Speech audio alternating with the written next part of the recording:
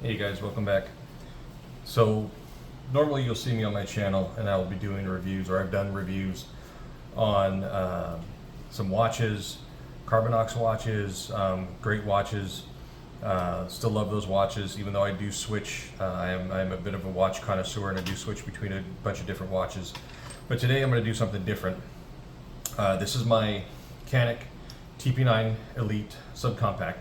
I've taken the plate off, which if you've never done this before, like I never have, with a Canik, 2 screws on the mounting plate come off. This thing is set in there, and what I had to do was I had to go underneath and I had to take my Allen wrench and I had to punch this out with the Allens. So I had to punch it out just to get the top plate off. Okay. So what I'm going to be reviewing today is I'm going to be reviewing the ADE. This is a tactical reflex red dot sight. This is the, I believe it's a spike. So this is the ADE spike. Now I've already unboxed this and I've already checked it out. So it's going to be the sight, not the Stingray. So it's the spike. And I'm going to be mounting it on the top of the Canik TP9 Elite subcompact here. So this is the red dot itself. It is a shake awake red dot. I have gotten that far. So it does come with the ADE Advanced Red Dot Sight Owner's Manual. It comes with some frequently asked questions in there, and it also comes with a bunch of screws that are different lengths.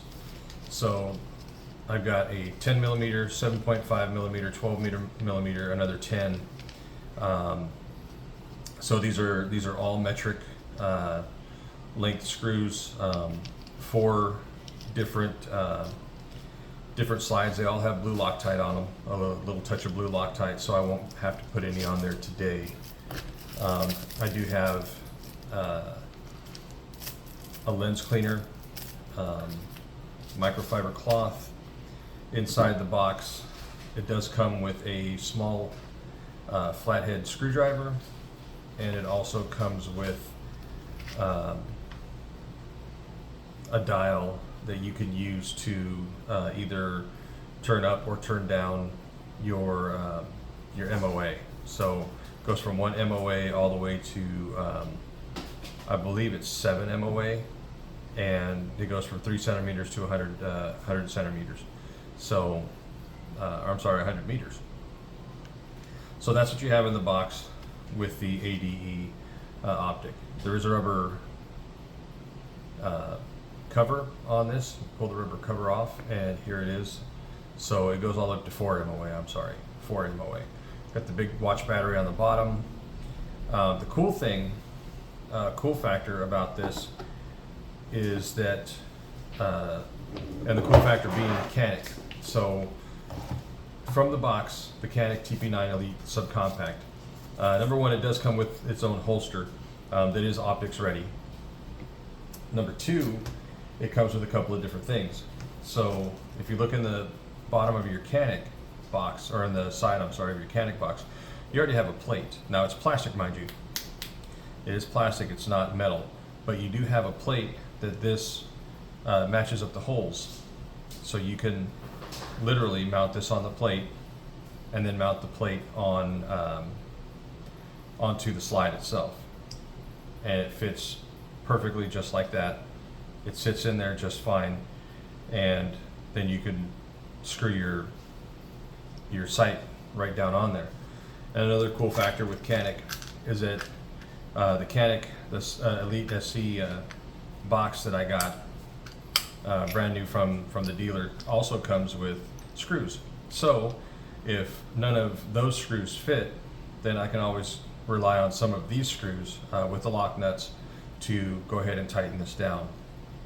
So once again, I've completely taken my firearm apart and taken the top plate off, which was a little bit of a challenge, but it came off nonetheless.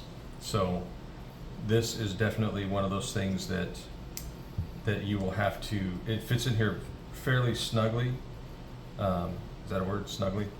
Pretty snug. So it's one of those things where you're gonna have to basically just kind of press it down on in just like that.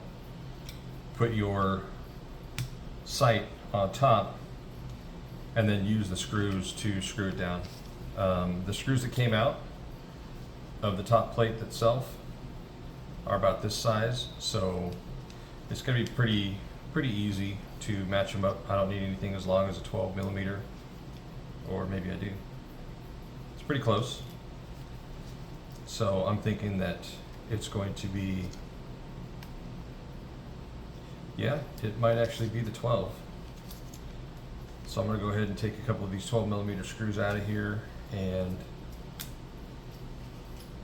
see if they'll go into the sight. So also another cool thing is that they do come with their own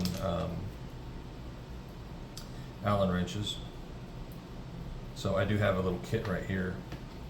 I don't know if you can see that on camera or not, but I do have a little kit that has my own little Allen wrenches, a little kit that I picked up at a local hardware store. So let me see if I can grab, I think maybe it's this one. No, it's too small. I might not have any Allen wrench heads big enough in this little kit, so I might have to go to, yep, I think I'm gonna have to go to my,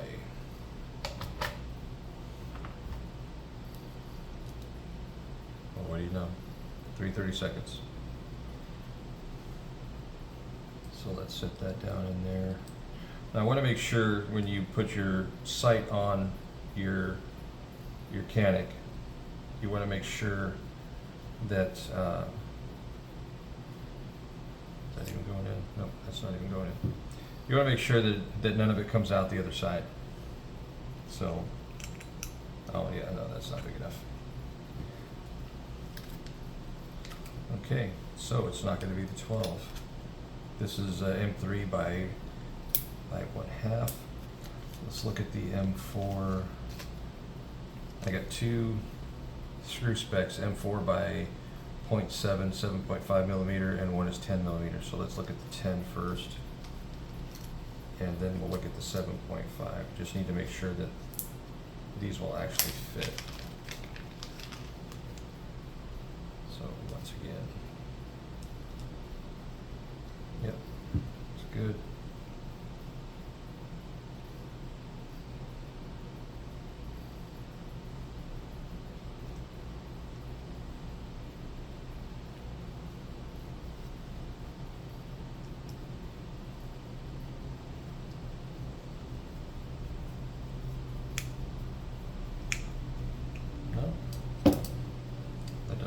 That's going to go in either. Let's take that off here real quick. Let's do a dry run. Nope, that does fit. Okay, so it's just a matter of getting it through the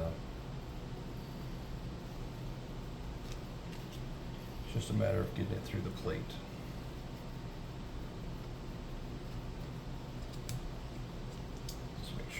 Plate back on here, fairly snug.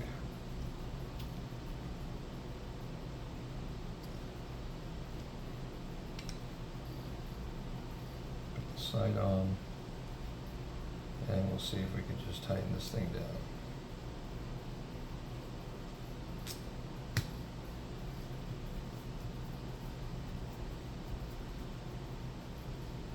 Okay, now that did catch. That is in there. I'm going to put the other one in just to make sure before I go cranking on this thing and tightening it down.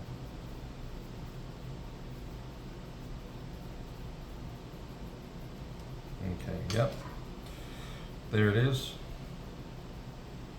So the rear sight is on. There are two dots. I guess it's supposed to be for the co-witness. I don't know if you can see the red dot in there. It is shake awake, like I said. So you shake it, tap on it, and it will wake up. So We're going to need to do some adjustment on that, but what I'm going to go ahead and do is I'm just going to go ahead and crank these down just a little bit more. We get them snug. I'm not going to crank down on them too tight because I'm not going to break this thing off in there.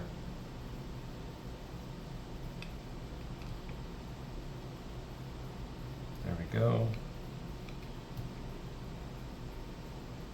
There we go. Simple as that. The hardest part for me, I guess, in doing this little project here was the fact that the plate on the Canik, I've never done it before. I looked at videos, I researched videos online to see how they did it. This is weighty, I guess, to say the least. It's got some weight to it, obviously, because it's on the top of a firearm. So hindsight being 20/20, the next time I do one of these on a Canik, and I am going to buy another Canik because this is a great little gun. Next time, these two big holes underneath, if you can see them, these two big holes, these are the screw holes where the original screws are, where these two original screws were. This 3/32 little Allen wrench fits right down in there, and all I did was just tapped it with a hammer ever so lightly on the top, and it popped that plate completely off. So it was that simple, instead of having to fight with it and everything like that, because I've never put one of these on a firearm before. So this is the first one, so not a bad deal. Pretty easy to deal with, not very hard at all. I didn't end up needing any of the Canik hardware whatsoever to use on this, so that was a good thing. So I do have spares. I definitely have all of these are spares, and for anything else I should need. I didn't need the screwdriver even though it came with it, but I'm going to read the instruction manual and figure out what I need to do as far as sighting this in and getting it zeroed, and that may be another video. All right, thanks for watching.